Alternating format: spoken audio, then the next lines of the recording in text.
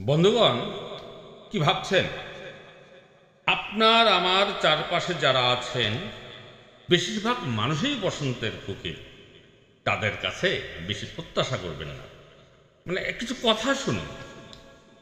সেদিন বর্ষা বসন্ত নহে, বসন্তের কোকিল সেদিন আসিবে কেন? এই কথাগুলো বলেছেন কমলাকান্ত দপ্তরে বঙ্কিমচন্দ্র চট্টোপাধ্যায়। ঘটনাটা কি ঘটেছিল?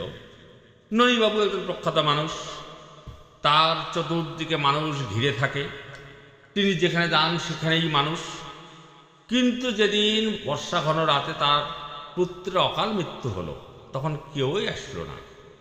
বিষয়টা খুলে বলে বঙ্কিমচন্দ্র লিখেছিলেন, যখন ননীবাবু বাগানে যান তখন মানুষ কোকিল, তাহার সঙ্গে পিঁপড়ার শাড়ি দেন।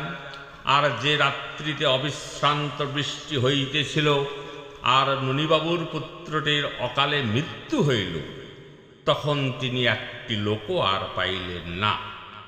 কাহারও অসুখ এজন্য আসিতে পারিলেন না, কাহারও বড় সুখ একটি নাতি হইয়াছে এই জন্য আসিতে পারিলেন না, কাহারও সমস্ত রাত্রি নিদ্রা হয় নাই এজন্য আসিতে পারিলেন না, কেহ কেহ রাত্রি নিদ্রায় অভিভূত এই জন্য আসিতে পারিলেন না।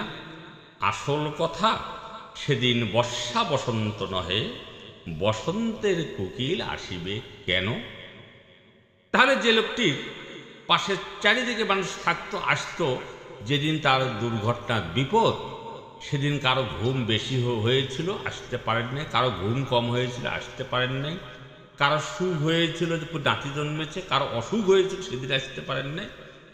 তার মানে তার পুত্রের মৃত্যুর রাতে কেহই আসেন নাই। অতএব আপনার আমার চারপাশে যারা আছেন সেই সব বসন্তের কোকিল সম্পর্কে সতর্ক থাকুন।